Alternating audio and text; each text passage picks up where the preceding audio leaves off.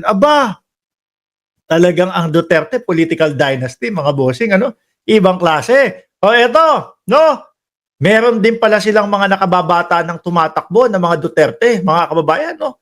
Ito, sabi, second district sa pagka congressman ang tinatakbo ng isang Duterte, mga bossing. Etong nasa ibabaw, hindi ko alam kung ano ibig sabihin, no?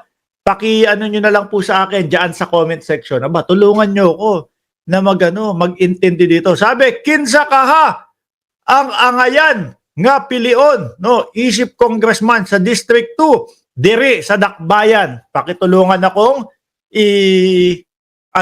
i-translate po sa Tagalog, mga kababayan. Nandiyan si Jenny Felix, salamat po sa pagiging miyembro ng channel na ito. Sabi dito, mga bossing, inilista kasi. Isinulat dito, mga kababayan, yung kakayanan nung individual na tumatakbo sa pagka-congressman sa 2nd District ko ng sa Davao to, malamang. Di ba? Yung Omar Duterte, barangay captain ng Buhangin.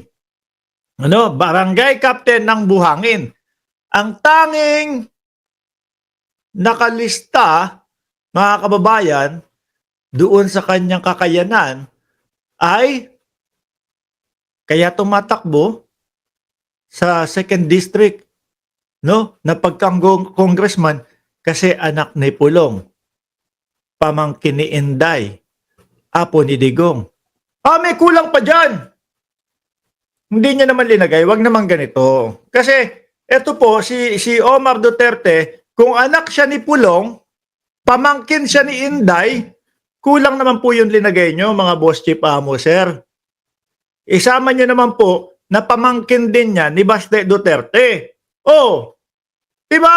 At pamangkin din ni Kitty Duterte. Kayo iniiwan nyo Diba? 5 naman yung katangian nung tumatakbong anak ni Pulong sa pagka-congressman ng 2nd District. Samantalang yung kalaban po, yung si Javi Garcia Campos, Davao City Councilor, 2 terms. Aba, may pinagdaanan na.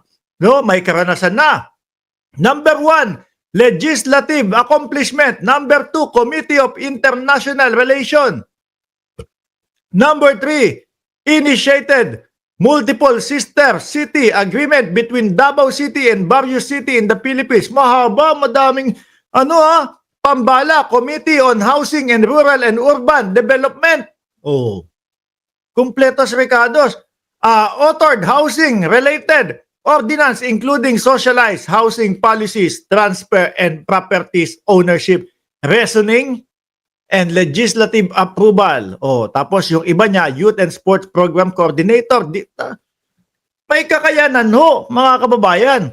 Wala man lang nilagay na proyekto na ginawa para sa sa barangay nila. Ano po? Hindi. Kasi may ibubuga naman daw, mga bossing. Apo ni dating Pangulong Duterte. Hindi pa ba sapat yun? Ano pa? Di anak ni Pulong. Hindi pa ba sapat yun?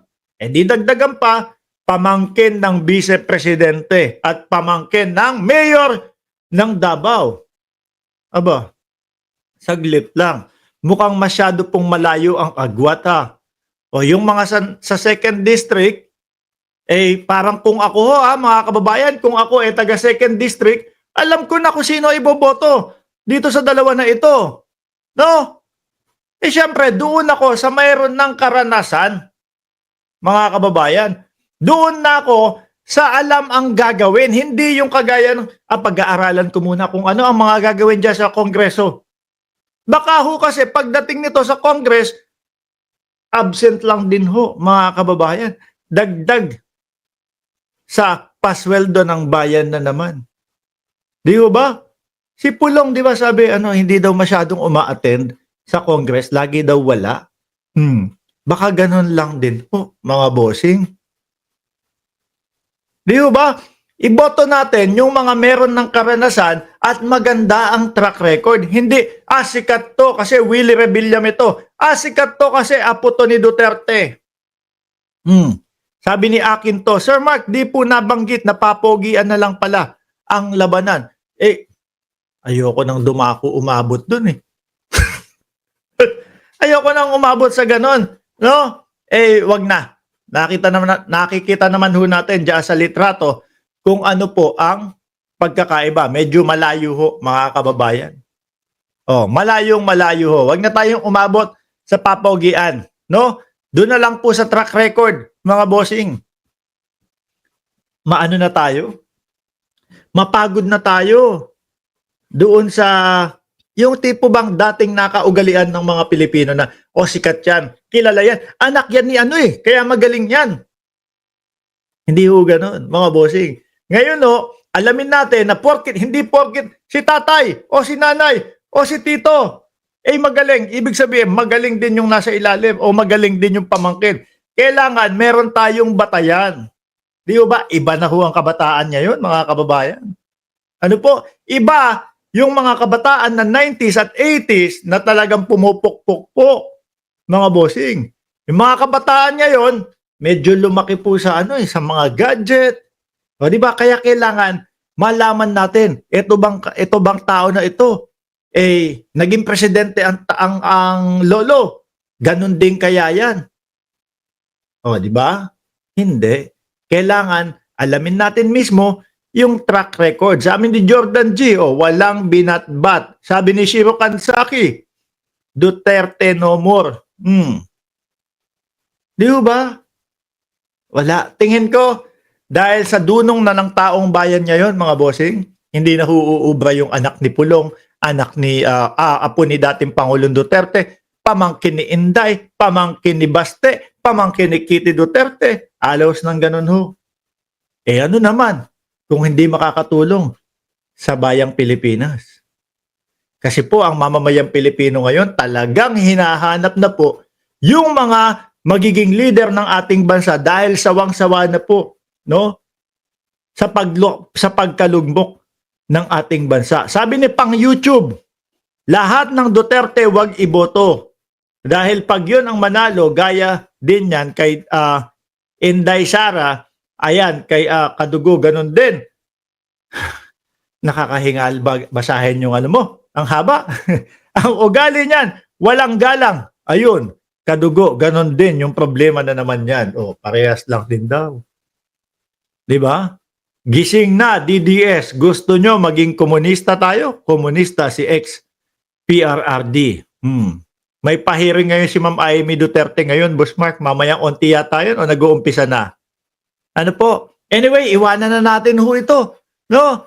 Para doon sa 2nd District, siguro naman marunong kayong pumili ng maayos. No? Nang magiging magiging pambato nyo sa Kongreso. Di ba? Kayo din. Kapag kayong bumoto kayo ng ipambabato ninyo sa Kongreso, tapos malaman, taga saan yan? Sino mga bumoto dyan? Bakit gano'n? Parang hina-hina naman. Parang kamote.